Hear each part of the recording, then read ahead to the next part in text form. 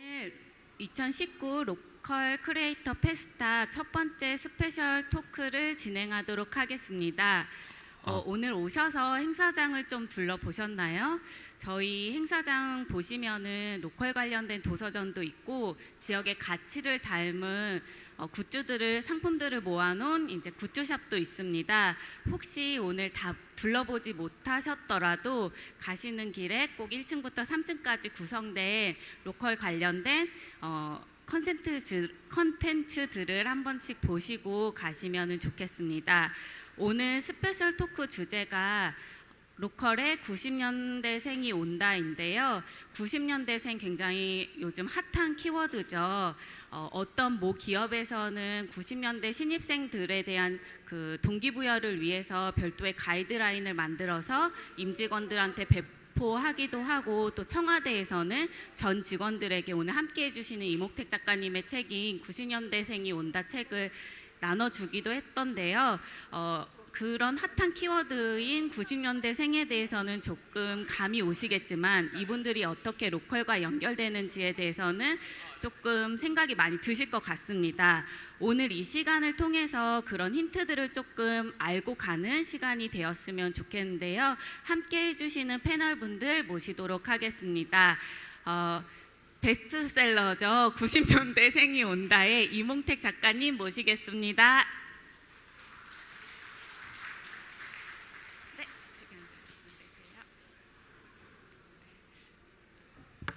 다음으로 컬처 디자이너이자 공유를 위한 창조의 박은진 대표님 모시겠습니다.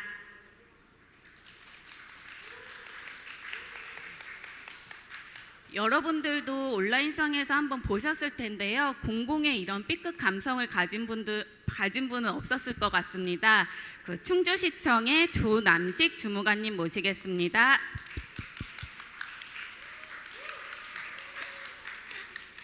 네, 마지막입니다. 멀리 제주에서 오셨고요. 해녀분들과 함께 공연과 그 다이닝 키친 사업을 하고 계시는 김하원 대표님, 해녀의 부엌의 김하원 대표님 모시겠습니다.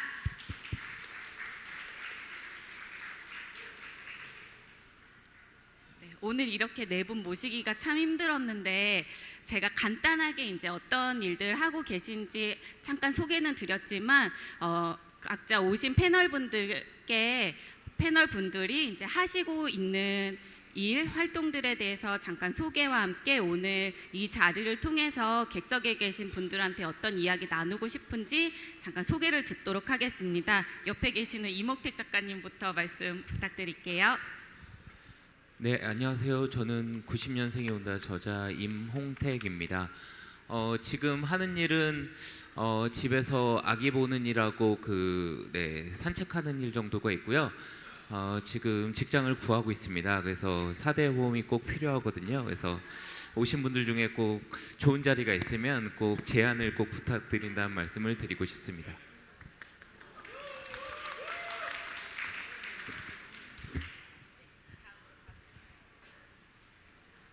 네, 안녕하세요. 저는 로컬 스타트업 공유를 위한 창조라는 회사에서 일을 하고 있는 박은진이라고 하고요.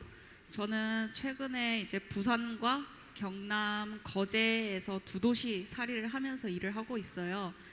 제가 하는 일은 그냥 이제 좀 살고 싶은 동네를 만들어가는 일을 하고 있어서 사실 어떤 분야, 어떤 직종이라고 딱 하나 얘기를 하기가 참 애매할 정도로 굉장히 다양한 일을 하고 있습니다. 네, 만나서 반갑습니다.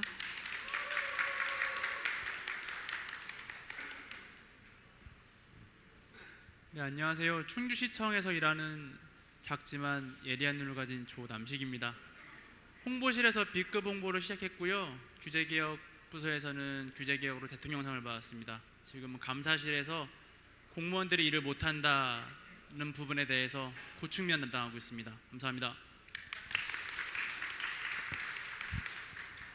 네, 안녕하세요. 저는 제주도에서 온 해녀의 부엌 김하원이라고 합니다. 저는요, 해녀분들이 한 20-30년 전에 사용했던 그런 탈의장 공간을 이제 리노베이션해서 해녀의 이제 삶을 나누는 이제 공연이랑 그리고 이제 프리미엄 다이닝을 접목한 컨텐츠를 현재 운영 중에 있습니다. 제주도 제주시 구자읍 동쪽 끝에 성산일출봉 가는 길목에 위치해 있고요. 제주도에 오시는 분들 꼭 해녀의 부엌 검색하셔서 꼭 한번 방문 부탁드립니다. 만나서 반갑습니다. 네 분 소개를 들어보면은 저희 90년대생도 있고 오늘 80년대생 분들도 같이 이제 이야기를 나눌 수 있는데요. 첫 번째 공통된 질문을 한번 드려볼까 합니다. 이미 임홍택 작가님은 어떻게 보면은 90년대생에 대한 정석처럼 이제 여겨지는 90년대생이 온다 책을 집필하셨는데 모두에게 한번 질문을 드려볼까 합니다. 각자 생각하는 90년대생들은 어떤 특징을 갖고 있고 혹시 개인의 그 경험에서 좀 연관돼서 90년대생들은 이런 것 같아요라고 얘기해 줄 수 있는 부분이 있으면 말씀 부탁드리도록 하겠습니다. 자기소개를 임홍택 작가님부터 했으니까 반대인 김하원 대표님부터 이렇게 순서대로 진행을 부탁드릴게요. 제가 딱 90년생이거든요. 그래서 사실 어떤 차이가 있는지 저는 90년생으로 살아가는 사람이라서 뭐 다른 세대와 어떤 차이가 있는지 사실 잘 모르겠는데 임홍택 작가님 책을 보면서 공감했던 부분은 있었어요. 그게 뭐였냐면 재미가 가장 중요한 삶을 살고 있다라는 거. 저도 제 인생 좌우명이 재미있게 살자거든요. 그래서 이게 뭐 재미가 없는 일은 안 한다가 아니라 내가 재미가 없는 일을 해야 된다면 이 안에서 어떻게 해서든 재미를 찾아내겠다. 어떠한 그런 항상 그런 마음을 갖고 살아가거든요. 그래서 내가 어떤 길을 가기 싫다면 내가 그 길을 재밌게 느낄 수밖에 없게끔 예를 들어 뭐 항상 뭐 그럴 때 뭐 예쁜 내가 옷을 사 입던 아니면 그때 뭐 좋은 음악을 듣던 하면서 내가 그 길이 재밌게 느껴지게끔 저를 굉장히 이렇게 좀 만드는 그런 좀 삶의 태도를 갖고 있는 사람인 것 같아요. 그리고 지금 저희 팀원들이 전부 다 지금 90년대생으로 이루어져 있는데 뭔가 상사가 뭔가 지시하고 업무를 내리고 이 일에 대해서 참견을 하는 것보다는 본인이 하나의 프로젝트를 끝까지 맡아서 책임감 있게 야근을 하든 뭘 하든 자기가 이거를 재미를 가지고 하는 거를 더 큰 의미를 두는 것 같다는 생각을 하게 됐어요. 그래서 저희 기업의 문화도 다른 기업과는 좀 다른 문화들이 좀 많이 있는데 그게 좀 90년대생들의 특징이 반영된 문화들이 아닌가 이런 생각이 좀 듭니다. 네. 됐나요? 네. 저는 90년생은 아니고 뭐 90kg, 87년생입니다. 네. 앞에서 워낙 말을 잘해 주셔가지고 좀 그런데 저 같은 경우는 합리적인 것 같아요. 굉장히 결론부터 저도 군대를 전역하고 바로 공직을 시작했기 때문에 사실은 결론부터 말하는데 굉장히 익숙합니다. 가끔 뭐 보고서라든가 어떤 거에 대해서 이건 잘못됐습니다, 고쳐야 됩니다, 결론부터 말씀을 드리면은 사실 많이들 당황하세요. 가만히 지켜보니까 어떤 표현을 하기 위해서 애둘러서 5분이면 할 얘기를 50분씩 막 하시더라고요. 그런 게 아마 옛날 시대와 지금 시대의 차이인 것 같고 요즘 친구들은 그만큼 어떤 합리적인 거 결론부터 예를 들면은 제가 이제 SNS로 이 자리에 앉아 있지만 SNS도 3초 만에 볼지 말지를 결정하잖아요. 뭐 그런 부분들 효율, 합리적인 거 그런 부분이 90년생의 특징이 아닌가 생각합니다. 네. 저희 회사 식구들도 거의 대다수가 이제 90년생으로 이루어져 있는데요. 저희가 일할 때 방식을 보면은 굉장히 SNS를 기반으로 일을 하는 것 같아요. 그리고 뭔가 정보를 찾거나 자료를 찾을 때 가장 먼저 보는 거는 유튜브를 먼저 찾습니다. 그래서 유튜브에서 나오는 내용들을 기반으로 뭐 아이디어 회의나 여러 가지 이런 것들을 하는 것 같고요. 그러고 또 다른 특징이라고 하면은 굉장히 저희 팀 식구들은 자유롭게 일을 하고 싶어 해요. 그래서 회사도 자유 출퇴근제로 하고 있고 다만 그 자유 출퇴근이라고 해서 뭔가 일이 진행이 되지 않는 건 아니거든요. 그 구성원들이 각자가 맡은 책임을 알고 있고 그 책임을 다하기 위해서 굉장히 노력을 많이 하고요. 그래서 오히려 자율성을 줬을 때 되게 뭔가 시너지를 내고 본인의 능력이 굉장히 발휘가 될 수 있는 게 90년대생의 특징이 아닐까 이런 생각을 하면서 네, 일을 하고 있습니다. 네. 네, 저는 이러한 관련 질문을 들었을 때 가장 크게 드는 생각을 집중적으로 말씀을 드리면, 저는 대한민국에서 90년생을 굳이 구분해서 뭔가 얘기하는 거를 굉장히 불편해합니다. 책 쓴 사람이 뭔 소린가 하시겠지만, 저는 사실은 제가 80년대생인데 저와 다른 뭔가 분들의 사는 세상을 좀 알고자 책을 썼을 뿐, 90년생이 어떤 특징을 갖고 있냐, 전혀 다른 세상의 사람이라고 생각하지 않습니다.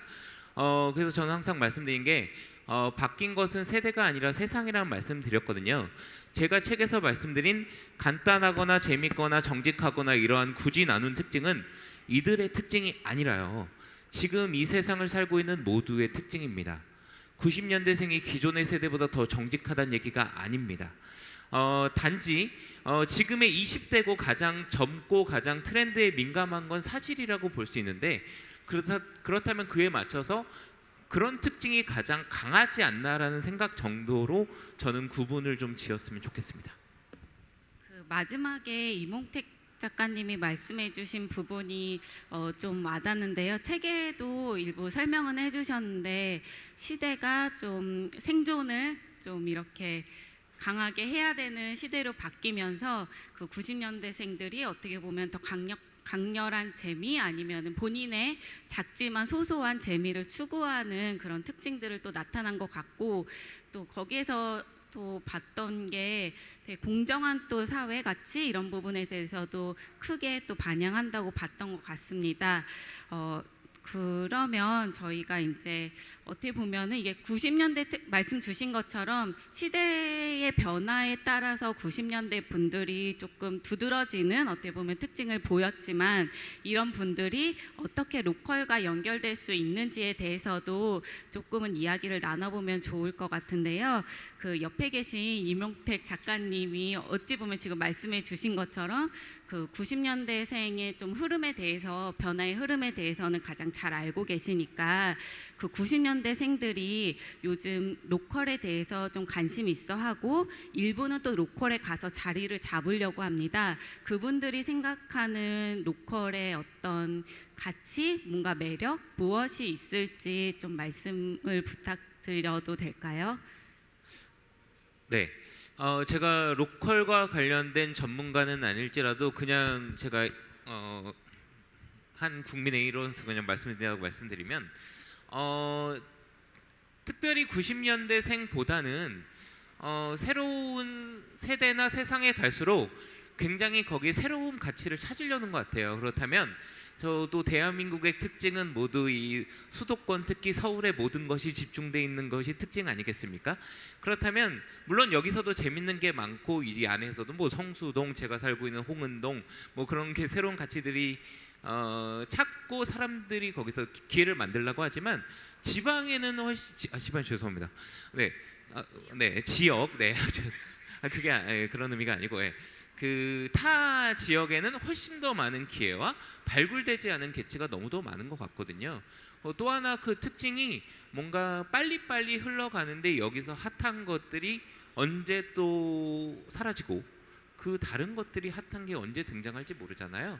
그런 관점에서는 저 자신도 굉장히 큰 가치나 거기에 대한 재미를 느끼고 있는 게 사실이거든요. 대한민국에도 수없이 많은 곳들이 뭐 여행이 아닐지라도 갈 곳이 많고 재밌는 스토리가 있고 거기서 비즈니스도 나오고, 이게 우리나라의 가장 큰 한 의미가 있지 않나 이렇게 생각을 하고 있습니다. 말씀 주신 거 들어보면 그 세대, 꼭 세대를 가름하지 않더라도 이제 조금 교통편도 편해지고 지역의 원석을 좀 발견하는 눈들이 누구나 좀 생겨서 그 원석을 발견해서 본인의 재미를 찾으면서 이제 만들어가는 분들이 좀 나타나고 있다 이런 의미로 해석이 되거든요. 그럼 반면에 지금 지역에서 그 원석을 발견해서 그 재미를 찾아가면서 업을 이어가고 계신 그 박은진 대표님한테 질문을 드리고 싶은데요. 그 부산에서 활동하시다가 다시 거제로 좀 업을 하는 그 중심지를 바꾸신 걸로 알고 있어요. 그래서 다른 지역도 많았을 텐데 왜 하필 거제였는지, 거제에 어떤 매력이 있으셨는지, 또 거기서 하시면서의 느끼는 재미 이런 것들을 말씀 부탁드리도록 하겠습니다. 저는 원래 고향이 경남 창원인데요. 부산으로 대학을 가면서 이제 부산에서 한 10년 가까이 살면서 학교를 다니고 일을 하다가 최근에 이제 올해 초에 거제로 넘어가기로 결정을 했어요. 근데 방금 작가님 말씀해 주신 것처럼 저희가 거제를 택한 이유는 지금 부산에서도 물론 재밌는 것들이 굉장히 많지만은 좀 더 새로운 곳에서 아직 발견되지 않은 원석들을 발굴해가는 그런 일이 저희는 굉장히 흥미를 느끼고 있고 거기서 그런 것들을 하고 싶어서 사실 내려간 거거든요. 근데 이제 거제라는 도시가 사실은 이제 우리 모두에게는 중공업, 조선업의 도시라고는 알려져 있지만은 그만큼이나 좋은 자연 환경 그리고 여러 가지 역사 문화 자원들이 굉장히 숨겨져 있는데 조선업의 도시라는 이름 안에 이제 다 가려져 있었던 거죠. 그래서 오히려 그렇게 아직 발현되지 않은 원석 같은 가치들이 굉장히 저희한테는 매력적으로 느껴졌고 이거를 저희가 한번 해봄으로써 직접 뭔가 만들어 갈 수 있겠다라는 생각을 했던 것 같아요. 그래서 거제에 내려갈 때는 가장 크게 저희가 두 가지 방향을 잡았는데요. 저희 회사에서 일하는 식구들이 함께 이주를 하거든요. 그래서 저희가 살고 싶은 느낌의 동네를 만드는 게 가장 목표였고 그 안에서 우리가 가장 재미있게 놀 수 있는 방법을 일로 만들자라는 게 가장 큰 미션이었어요.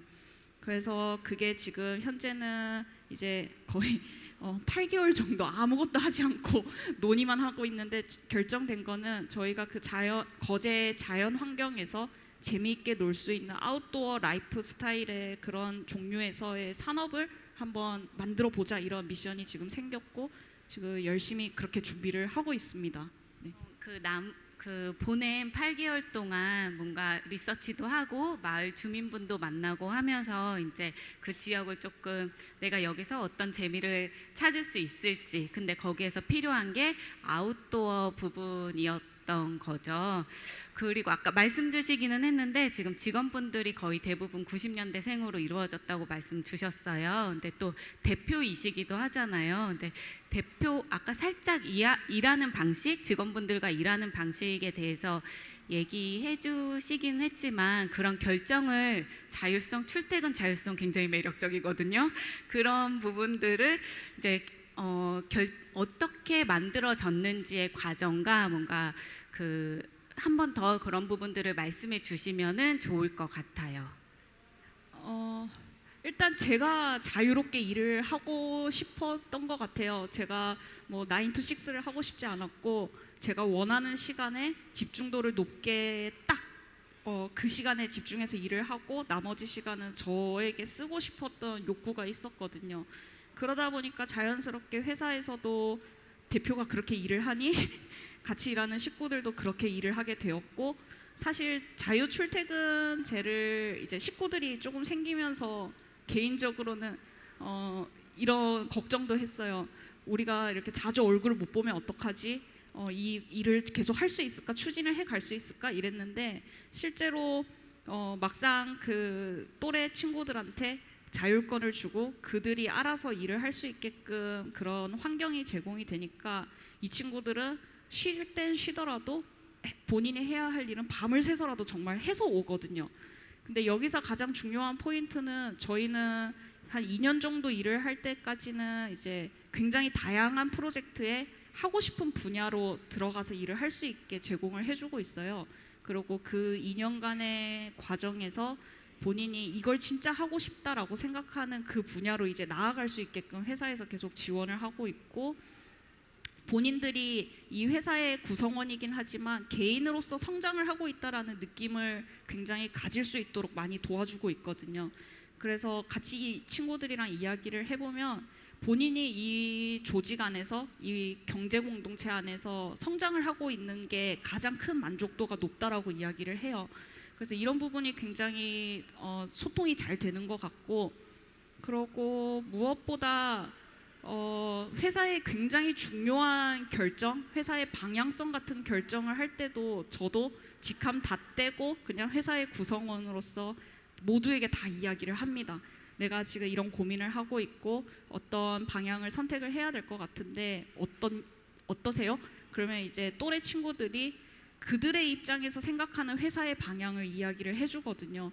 그러면 어쩌면 제가 생각하지 못했던 것들을 거기서 듣고 그렇게 결정을 해서 가는 경우도 있어요. 근데 이런 것들이 그 친구들에게 같이 일하는 식구들한테 굉장히 임팩트를 주는 것 같아요. 본인이 여기에서 성장을 하고는 있지만 굉장히 회사의 중요한 방향성도 결정을 할 수 있는 위치고 인정을 받는 느낌이고, 그래서 이런 것들이 굉장히 모티베이션이 되면서 스스로가 성장을 하면서 뭔가 가고 있다라는 게 제일 큰 소통 방식이 아닐까 생각이 듭니다.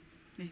지금 말씀 주신 그 부분이 되게 공감이 많이 되는 것 같아요. 그러니까 저희 직장에도 이제 막 들어온 90년대생 신입 직원분들이 있는데 스스로의 이제 성장 이런 부분들에 있어서 고민을 하고 있지만 회사가 어떤 방식으로 소통하느냐에 따라서 그 직원분들이 이제 더 성장을 하거나 더 적응을 잘하거나 이런 부분들이 있는 것 같아요. 끝에 계시는 김하원 대표님한테 또 질문 드리고 싶은데요. 제주에서 해녀분들하고 같이 이제 업을 하고 있잖아요. 제주에서는 가족 외에 이제 그 이웃분들을 친근하게 이제 삼촌이라고 표현하고 있는데요. 그 해녀 삼촌 분들은 대다수가 그 지역에서 태어나서 거의 50년, 60년 동안 해녀업을 이제 종사하면서 어떻게 보면 고집이 굉장히 세고 좀 소통이 좀 어려운 부분이 있을 것 같아요. 근데 그분들이랑 같이 업을 하게 된, 사업을 하게 된 계기랑 하시면서 느끼는 보람 있으시다면 말씀을 좀 부탁드리겠습니다. 제가 처음 사업을 시작하게 됐던 계기는요.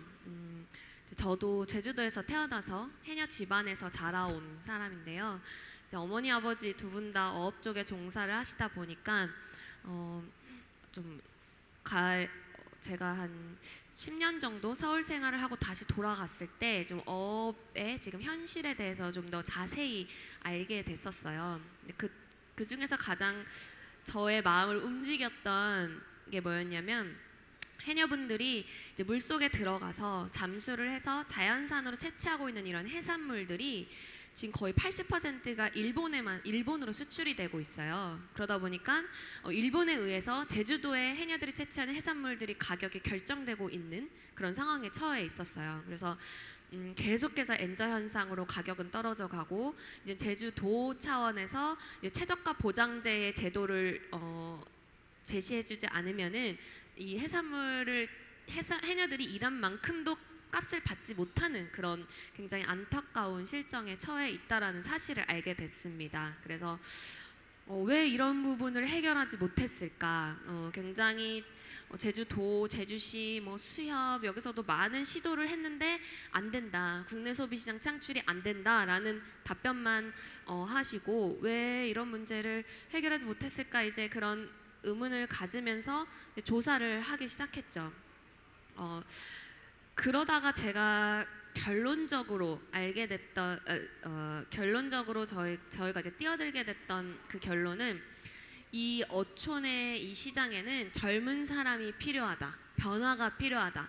이들의 이 고착화된 이 가치관들에서 새로운 시도와 변화를 할 수 있는 젊은 사람이 너무나 필요한데, 이들은 어떤 변화라든지 도전을 굉장히 두려워하다 보니까 기존의 어떤 방식만 고집하면서 굉장히 낙후된 유통 과정만을 이제까지 해오셨던 거죠.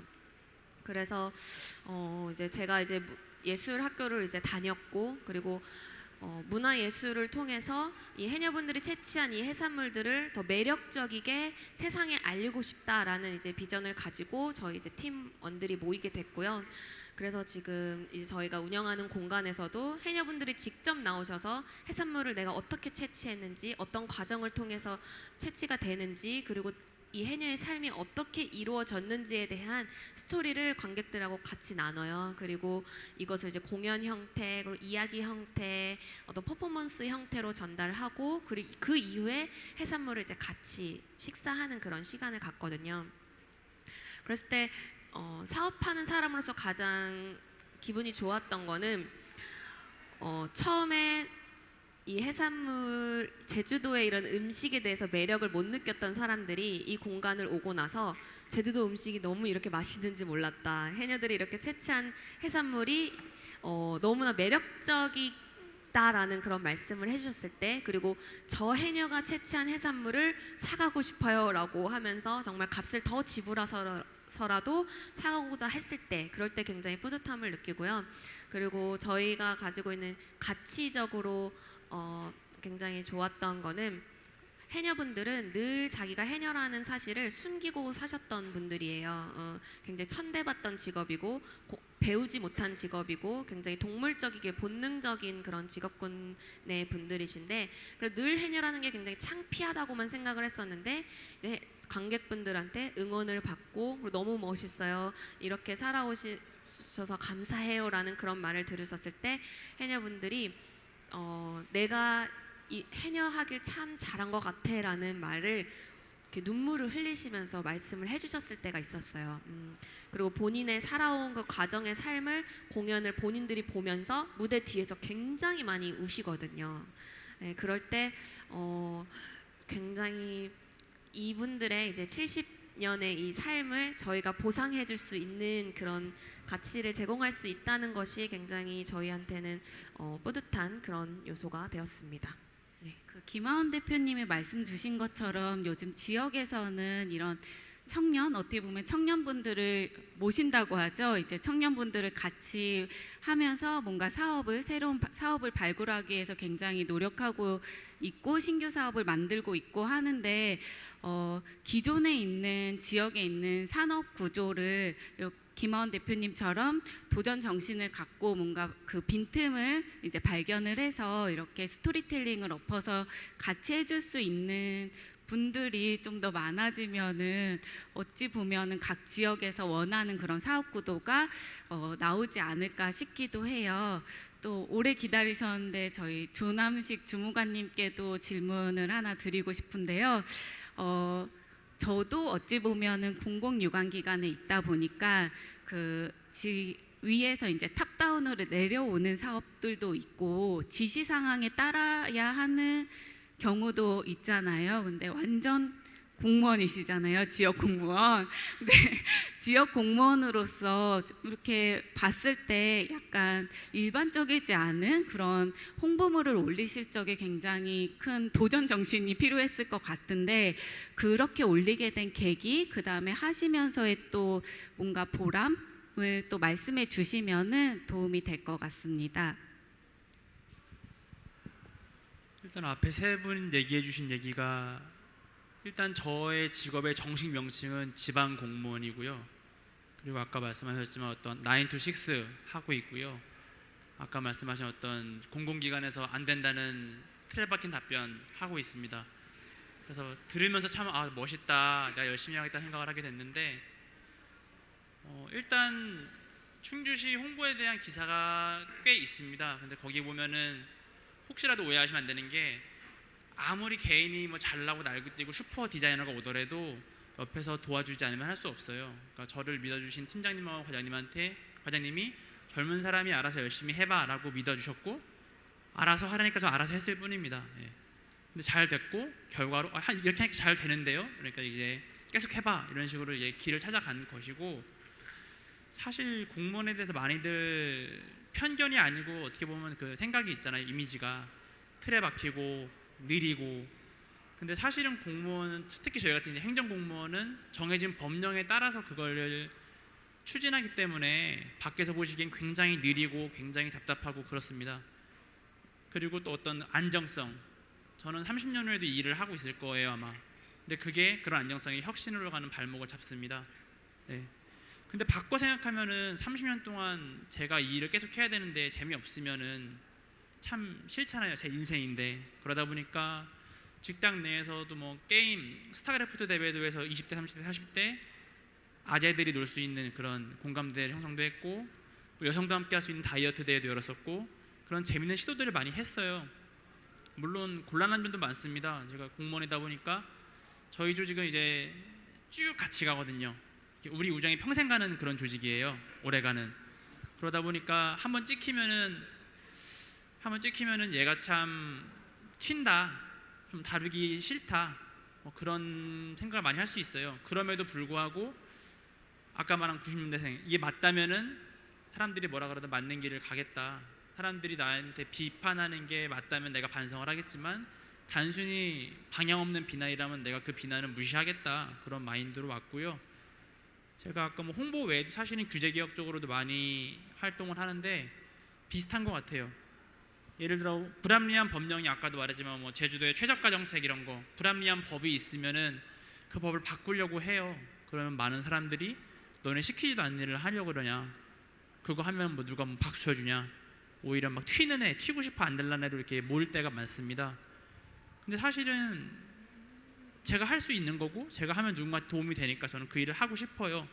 그리고 이걸 내가 한다고 누구한테 피해 주는 게 아니고, 그렇다면 그 일을 하는 게 마땅하다고 생각을 하고, 홍보 같은 경우도 사실은 많은 분들에게 아까 말한 그 지역, 우리 충성할 때 저희 맨날 청주랑 헷갈리거든요. 충주를 알리고 싶었어요. 그러다 보니까 1단계로는 충주란 도시가 있다는 것을 전국에 알리자, 그렇게 시작이 되었고, 많은 분들이 좋아해 주셔서 호응을 얻은 후에는 어떻게 하면 이 SNS에 효용을 할 수 있을까. 그러다 보니까 농민분들이 정말 열심히 농산물, 특산물을 만드시는데 우리 같은 소비자들도 모르죠. 바쁘니까. 농민분들은 홍보 못하고, 그러면 그 농산물은 떠버리잖아요. 그러면 이런 것들을 SNS, 공공기관 SNS니까 내가 내 지역 홍보를 해줘야겠다.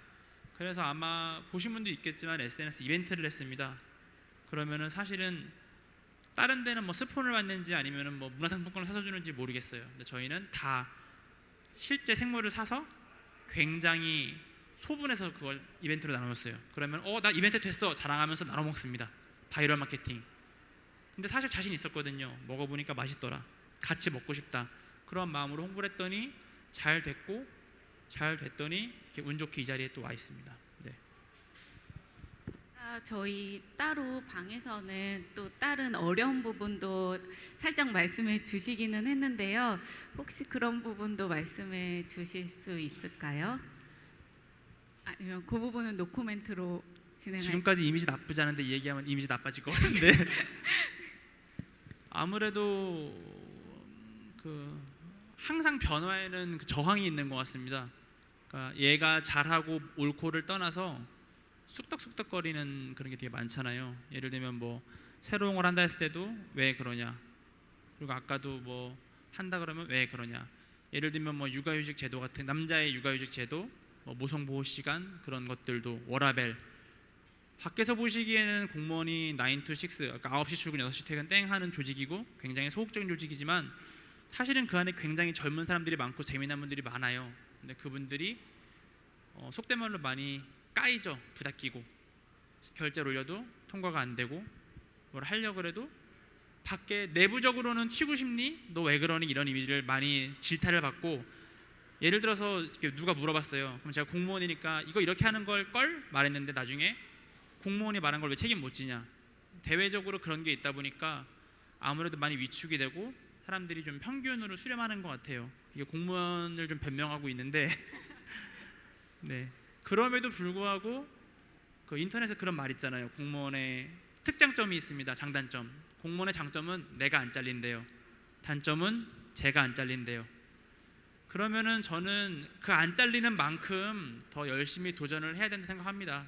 깎이더라도 더 열심히 도전을 하고, 그런 변화가, 그런 재미있는 게 사회로 영향을 끼친다고 생각을 해요.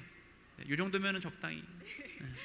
그 이몽택 작가님의 책 혹시 보신 분도 계시겠지만 그 책에 보면은 이런 부분이 있어요. 그 공무원을 90년대생 분들은 공시생, 그러니까 공무원이 되고자 굉장히 그 직장을 위해서 노력하는 세대이기도 하지만 반면에 그 안에서 이제 재미를 추구하려고 하는 그 세대이기도 한다는 부분이 있는데 어떻게 보면은 그 저희 주무관님이 좀 그런 부분을 대변하는 그 대표적인 사례일 것 같기도 합니다. 그 시간이 조금 지나서 저희 객석에 계신 분들한테도 좀 질문을 받아볼까 하는데요. 혹시 질문이 네 분께 질문이 있으시면은 손을 들어주시면은 마이크를 넘겨드리도록 하겠습니다.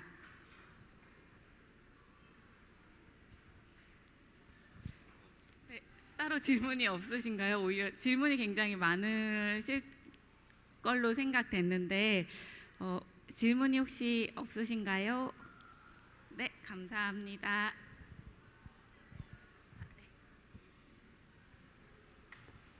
예, 질문은 굉장히 간단한데요. 저는 이제 70년대 X세대인데 90년대생이 보는 X세대나 386 세대는 어떤 차이가 있는지 궁금합니다. 이 질문은 제 생각에는 작가님이 가장 그래도 잘해 주실 것 같은데 아니면은 주무관님? 네, 해주실. 네, 그럼 마이크 있으시니까 박은진 대표님이나 김화원 대표님이 말씀해 주셔도 좋을 것 같습니다. 굉장히 어렵네요. 근데 저희 회사에 딱 그 70년 중반에 태어나신 이사님이 한 분 계신데요. 그분 빼고 나머지가 다 90년생이에요. 근데 그분 이제 저희 본부장님이랑 일을 하면서 느끼는 거는 확실히 그들의 경험이 가치가 있고 배울 점이 확실히 있다라는 거를 많이 느껴요. 근데 이거를 이제 본인 그 본부장님 입장에서는 빠르게 저희한테 이런 거를 전수해주고 싶으신 거죠. 근데 저희는 사실 그게 부담스럽거든요. 왜냐면은 저는 어떻게 그냥 사견이지만 그냥 그 시기에 할 수 있는 일이 있고 고민을 해야 되는 일이 당연히 있다라고 생각을 하는 거죠. 제가 30에 고민을 하는 일을 그걸 그냥 하면 되는 건데 너무 빠르게 배우고 싶지도 않고 뭐 어쨌든 그래요. 근데 그런 부분에서 이제 마찰이 한 번씩 있죠. 너무 빨리 가르쳐주고 싶고 빨리 전수해주고 싶고 빨리 제가 더 성장을 했으면 하시지만 저는 이 시기에 적절한 제 그냥 이 나이대를 하면서 지내고 싶고 뭐 그래서 좀 그런 소통 관계를 많이 개선하려고 노력을 하고 있습니다. 실제 내부에서는. 네. 어떻게 개선하려고 노력하시냐고 여쭤보셨는데 저희 같은 경우에는 이야기를 엄청 많이 해요. 자주 이야기하고 거의 하루에 티타임을 따로 잡지 않아도 될 정도로 수없이 많은 것들을 주고받고 생각을 듣고 저의 생각도 얘기하고 근데 그게 비단 저만이 아니라 저희 구성원들이 전부 다 1대1로 이야기를 하면서 소통을 하고 있습니다. 네. 저는 70년대생이랑 일을 직접적으로 해보진 않았지만 좀 생각해보니까 저의 멘토분들이 70년대생 분들이셨던 것 같아요. 그랬을 때 제가 느꼈던 거는 아마 그분들이 하라는 대로 했으면 저는 사업을 결국 못했을 것 같다는 생각이 들어요. 왜냐하면 사실 저희 비즈니스가 해산물을 판매하는 비즈니스라고 하기도 애매하고 공연을 하는 비즈니스라고 하기도 애매하거든요. 이것을 뭔가 접목한 어떠한 지금 새로운 컨텐츠가 탄생된 건데 그때 전부 다 다들 이 컨텐츠는 안 된다고 하셨어요. 예, 왜냐하면 뭐 6개월 뒤에 계획, 1년 뒤에 계획, 2년 뒤에 계획, 3년 뒤에 계획 그리고 비즈니스 모델이라는 것을 하나에 딱 문장화 시켜야 되는 그런 그런 것을 저희한테 되게 많은 말씀을 해주셨는데 이거는 문장으로 정리될 수 있는 무언가가 아니었고 이 컨텐츠에 대한 정의부터 용어부터 단어부터 저희가 다 만들어 나가고 있는 상황이거든요. 그랬을 때 지금 저희는 뭔가 프로젝트를 시작하더라도 일단 해보자. 이것을 해보고 거기 안에서의 어떠한 깨달음, 그리고 그 안에서의 또 뭐 보완점들을 찾으면서 만들어 나가고 싶은데, 조금 그때 멘토분들은 정해진 어떠한 답, 그리고 이러한 문제들을 먼저 제시를 함으로써 좀 도전하는 거에 있어서 되게 많은 두려움을 오히려 더 갖게 했던 점이 있었던 것 같긴 해요. 예, 여기 계실지 모르겠지만 저의 멘토분이 네. 그래서 저는 이 90년대생이라는 게 뭐 특별한 세대라고 할 수는 없겠지만, 사업을 시작하면서 제가 메시지를 전달해보고 싶었던 거는 일단은 정말 도전을 해보라는 말씀을 꼭 드리고 싶어요. 왜냐면 세상은, 그리고 더군다나 이런 공무원들과의 일은 안 되는 것밖에 없거든요. 안 되는 것밖에 없고 실패할 수밖에 없는 것밖에 없어요. 네, 근데 그 안에서도 끝까지 정말 도전해서 보여줌으로써 그들의 가치과 생각을 변화시키는 일까지도 우리의 몫이라고 생각을 하고 그런 마음을 먹고 네, 사업을 정말 도전을 하는 네, 그런 청년들이 많이 생겨났으면 좋겠습니다. 네, 그 제가 80년대생으로서 한 가지만 첨언드리면, 그 선생님께서 질문 주신 거를 추가해서 요즘에 그 제가 뵙고 다니는 60년대생 혹은 70년대생 선배님들이 저에게 한 가지 요청하시는 부분이 있어요. 뭘 요청하시냐면, 항상 대부분 분들이 60년생이 온다 좀 써줘, 70년생이 온다 좀 써줘거든요. 왜 저한테 말씀하시면 모르겠지만 그 이면에 왜 그런 말씀을 하는지를 좀 찾아보면 선배님들도 힘드신 겁니다. 근데 제가 아까 그 본론에 들어가서 어떻게 바라보느냐라고 말씀을 주신다면, 저는 60년대생, 70년대생, 50년대생 선배님들을 싫어하지 않습니다. 왜냐면 지금 이 대한민국을 만드신 분들의 가장 큰 공헌을 하신 분들이고, 중요한 것은 그 시대에 맞춰서 가장 큰 노력과 가장 합리적인 선택을 한 분들이에요. 그렇기 때문에 저는 요즘에 여러 가지 일들을 다 보는데, 뭐 386 세대가 잘못됐다느니, 뭐 예전에 뭐 민주화 세대가 모든 과실을 따먹었다느니와 같은 생각에는 절대 반대합니다. 그냥 열심히 사신 분들이고요. 지금 90년대생이라고 할 수 있는 20대도 그냥 열심히 사는 분들이라고 생각해요. 많은 분들이 또 오해를 하시는 건데, 저는 뭐 여기 20대 분들 많이 계시겠지만, 여기 두 분도 계시지만, 저는 90년대생 좋아하지 않습니다. 근데 이게 뭐 지금 돌맞을 얘기가 아니고요. 많은 분들 오해하시길래 무슨 얘기냐면, 근데 90년대생을 싫어하지도 않아요. 무슨 얘기냐면, 어떤 특정 세대를 좋아하고 말고는 사실은 굉장히 무형적인 거예요. 그 사람이 좋으면 그 사람이 좋은 거고, 선배님들이 다 꼰대가 아닙니다. 그냥 존경할 만한 어르신 되게 많아요. 우리가 배워야 될 것도 많고, 지금 이 시대에 중요한 건 예전에 있었던 모든 선배님들의 믿음과 모든 것들이 잘못된 게 아니라는 생각을 걷어내고, 거기서 있었던 효율과 모든 예전에 있었던 많은 경험에서 나오는 것들과 지금에 있는 창의적인 것들을 잘 조합하는 게 가장 큰 과제가 아닐까 생각합니다. 작가님의 말씀이 되게 와닿는데요. 어떻게 보면 세대 간의 격차는 어느 시대에나 있었고, 그 세대 간의 격차를 피할 수는 없는 부분인 것 같아요. 변화는 계속 일어나니까. 근데 어느 부분에서는 그거를 좀 자연스럽게 이어줄 수 있는, 이렇게 책으로 옮겨주시거나 아니면 사업으로 풀어주시거나, 뭔가 그런 분들의 등장도 굉장히 중요할 거라는 생각이 듭니다. 혹시 다른 질문 있으신 분들 계실까요? 네, 저기. 방금 세대 간의 격차를 말씀하셨는데, 사실 그거를 되게 잘 이용한 분이 제가 생각하기에 김하원 대표님이라고 생각이 들어요. 그래서 그 세대 간의 격차를 겪으시면서 얻으셨던 거랑 이루셨던 거를 좀 재밌게 얘기 한번 부탁드리겠습니다.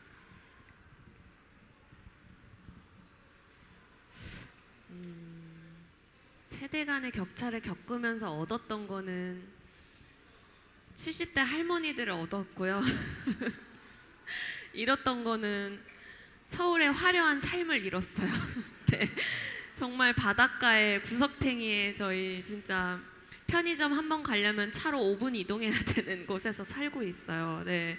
서울만 오면은 눈이 뒤집혀가지고 막 굉장히 막 카페부터 열심히 돌아다니는데 근데 굉장히 행복해요.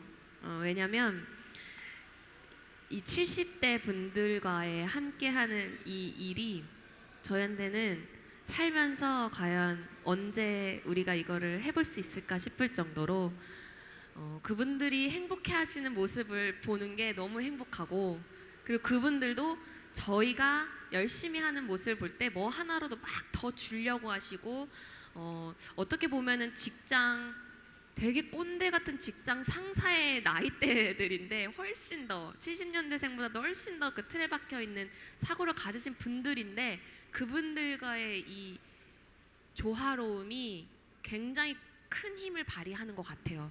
네, 그래서 어떠한 문제가 닥쳤을 때 이것을 정말 이 할머니와 엄마들의 무대뽀 정신으로 해결하기도 하고요. 때로는 또 저희의 어떠한 기발한 아이디어로 해결하기도 하고, 그러면서 더 큰 힘의 원천이 된 것 같은 생각이 듭니다. 네. 이렇게 모두 패널분들 얘기를 들어보면은 또 그런 생각도 들어요. 그러니까 저 역시 80년대 생이기는 하지만 80년대 중반생이기는 하지만 중간에 어떻게 보면 끼인 나이라고도 생각되거든요. 직장에서도 윗분 상사분하고 아래 신입 직원하고 뭔가 내가 잘 조율을 해야지만 이게 원활한 소통이 이루어질 것 같은데, 그 소통에 있어서 서로 뭔가 마음을 열고 응원해주고 지지해주고 한 발짝 그냥 참는 게 되게 중요할 거라는 생각이 많이 들고요. 또 다른 질문 있으신지?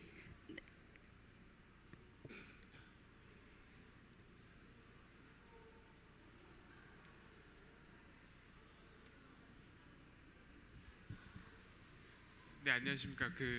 제가 드리고 싶은 질문은 지금 어떻게 보면은 화려한 삶을 이제 포기하시고 이제 70대 70세의 할머니들을 얻으셨고, 그다음에 이제 공무원 생활을 하시면서도 어떤 도전을 계속 하시고 계신데 저희도 이제 도전을 하고 있는 이제 측면에서 굉장히 잘 됐다가 지금 그 상황이 참 애매해지는 경우들이 있더라고요. 그러니까 불확실성이라는 그 측면에서 저희가 벗어날 수 없는 지금 딜레마적인 부분이 있는데, 이런 측면에서 어떻게 하면 지금 하시고 계시는 일들을 좀 평생 하실 건지, 그리고 지속 가능성이라는 측면에서 어떤 식으로 좀 전략을 짜고 계신지 좀 이런 것들이 좀 궁금합니다.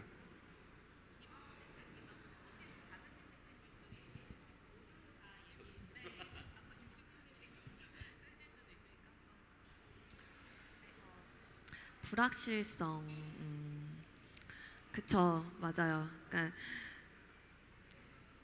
근데 세상에 확실한 게 있나요? 저는 어떤 일을 하든 굉장히 불확실성을 전제하에 도전하고 만들어 가야 된다고 생각해요. 늘 사업이라는 게 지금은 또 잘 됐다가 어느 순간 하나의 문제로 갑자기 또 무너질 수도 있는 게 이제 사업인데, 그럴 때마다 가장 중요한 게 무엇일까라고 생각을 하면은 그럼에도 불구하고 이 안에서 끝까지 나의 마음을 가지고 해결하고자 하는 그 의지를 가진 팀들로 구성되어 있는가가 저는 가장 중요한 것 같아요. 그거를 저도 가장 최우선순위에 로 두고 팀원들을 같이 이제 해가고 있고, 그리고 이 일을 평생 한다? 모르겠어요. 공무원분들도 평생 직장인데도 평생 한다고 얘기하기가 어렵지 않을까요? 예. 근데 확실한 거는 이 일을 내가 마무리 짓는 순간이 왔을 때 나는 이 일에 대해서 정말 온 몸과 마음과 정신을 다 바쳐서 정말 최선을 다했다라고 부끄럽지 않게 얘기하고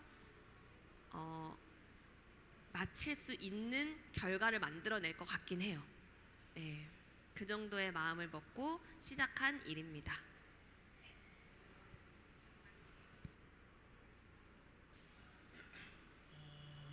일단 저는 공무원에 26살에 합격을 했는데 되게 와 이걸 앞으로 40년 동안 해야 되는 생각을 딱 했거든요. 뭐 싫다기보다는 뭔가 너무 뻔한 거예요. 40년 후에도 똑같은 복장으로 똑같은 복도를 다니겠구나.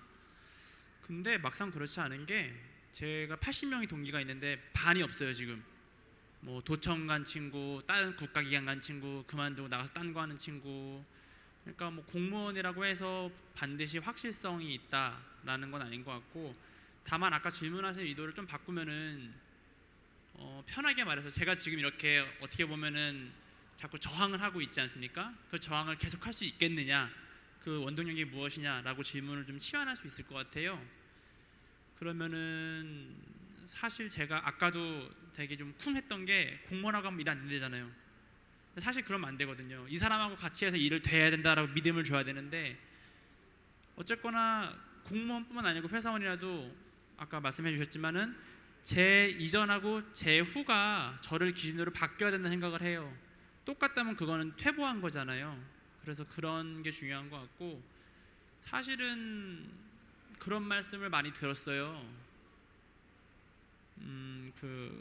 좋은 공무원 만나기가 천수답의 비오기 기다리는 것 같다. 천수답이라는 게 이제 산꼭대기에 있어서 비가 와야지만 물을 댈 수 있는 논.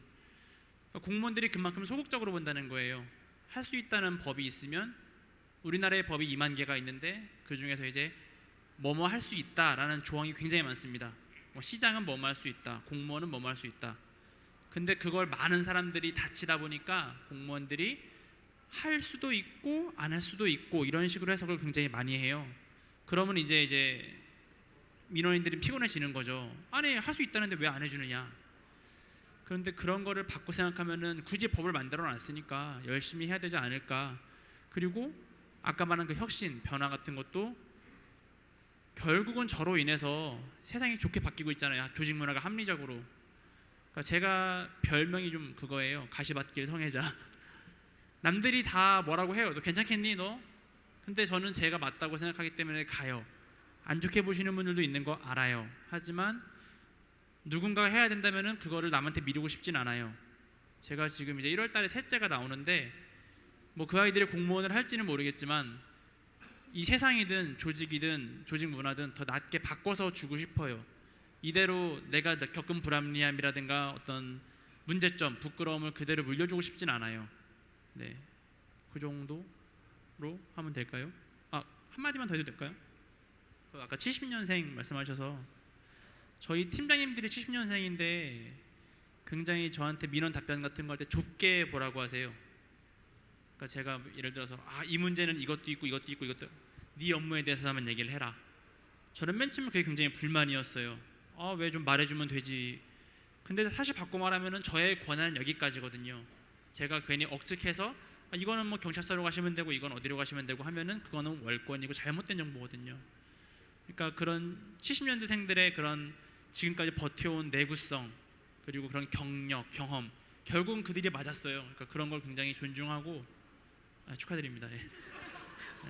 굉장히 리스펙트하고, 다만 이제 아쉬운 거는 아까 말씀하신 대로 90년생이 중요한 게 아니라 지금 이 시대를 같이 살아가고 있으니까 소통하면서 조율해가는 게 중요한 것 같습니다. 네.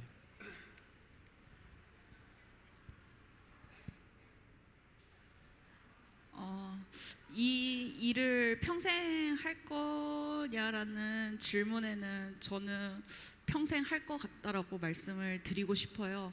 근데 왜 평생 하느냐 하면 저는 이 일이 굉장히 재미있고 즐겁고 여기서 얻는 보람도 굉장히 크다고 생각을 하거든요. 근데 그렇게 하기 위해서 지속 가능성이라는 거를 당연히 고민을 하고 있고, 그 부분이 사실 지금의 고민 중에서 제일 큰 부분을 작용을 하고 있습니다. 어떻게 이 일을 계속 하면서 먹고 살 수 있을지에 고민을 하고는 있는데요. 근데 이 고민만 하는 건 아니에요. 사실 뭐냐면은 고민을 하더라도 그 짧게나마 고민해본 거를 일단 한번 해보기는 하거든요. 그래서 뭐 될지 안 될지 보고 안 되면 그냥 또 치우고 또 딴 거를 또 해보고 또 치우고 하면서 방법을 찾고는 있는데, 결국 그게 그렇게 할 수 있는 원동력은 내가 진짜 이 일을 사랑하고 이 일을 계속 하고 싶은가에서 온다라는 생각이 되게 많이 들었거든요. 그래서 좀 그런 부분에서 고민을 되게 많이 하고 있고요. 저도 그러고 굉장히 많은 분들이 저한테 너는 10년 뒤, 뭐 5년 뒤, 3년 뒤에 어떤 사람일 것 같아라고 굉장히 많이 물어보시는데, 사실 저는 3년 뒤 당장 내년도 어떻게 할지 모르겠어요. 어떤 사람이 되어 있을지도 모르겠고, 그냥 지금 이 순간에 가장 최선을 다하고 있고, 제가 하고 있는 일을 최고의 결과를 내기 위해서 정말 좋은 팀원들과 함께 정말 열심히 하거든요. 그래서 이게 시간대로 흐르다 보면은 또 어떠한 모습을 하고 있을 거라고 생각을 합니다. 그래서 그냥 내가 지금 하고 싶은 일을 최선을 다해서 하다 보면은 뭐 당연히 돈 고민도 해야겠지만요. 뭐 답이 좀 나올 것 같다라는 생각을 합니다. 네.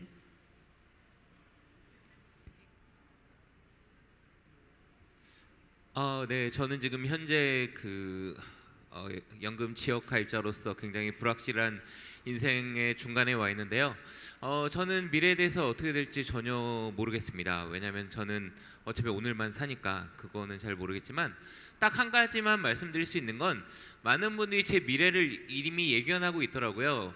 뭐 하냐면 항상 많은 분들이 쟤도 좀 있다가 2000년생이 온다 쓰겠구만이라고 많이 생각하시겠지만, 이 자리 몇 번 말씀드렸지만 이 자리에서 다시 한번 말씀드리자면 전혀 쓸 생각이 없고, 제가 그 특허도 걸어놓지 않았으니까 마음대로 마음에 드시면 쓰면 됩니다. 예, 잘 될 것 같으시면 이제 쓰시면 되니까 꼭 써주셨으면 좋겠고, 단지 저는 다다음 주쯤에 둘째가 태어나요. 그래서 오늘도 이제 아기 데려다 주고 좀 집에 정리하다가 왔는데, 저는 그냥 앞으로 하고 싶은 거는 두 딸과 와이프랑 그냥 알콩달콩 그냥 이제 살면 되고, 그냥 하루에 아이스 아메리카노 한 잔 정도 먹을 수 있는 삶이면 그냥 불확실하더라도 충분하게 살 수 있지 않을까 생각합니다. 저희 벌써 시간이 다 돼서요. 오늘 이야기를 좀 들어보니까 다들 뭔가 그 확실성보다는 각자 본인이 원하는, 진정으로 원하는 일에 대해서 뭔가 새로운 가치를 만들고, 거기에 주변에 응원해주고 지지해주는 사람들과 잘 소통하면서 지역에서 일을 하고 있는 것 같습니다. 그래서 저희가 이번 시간을 통해서 뭔가 90년대생이 로컬에 왔을 적에 어떻게 해야 될까에 대한 뭐 해답을 얻는 자리는 아니니까, 이번 시간을 통해서 어떻게 보면은 조금은 힌트를 얻어서 각자 사업을 하시거나 뭔가를 할 적에 도움을 받으셨으면 좋을 것 같고요. 오늘 함께 해주신 저희 네 분의 패널 분들한테 박수로 인사드리면서 이번 자리를 마무리 짓도록 하겠습니다. 감사합니다.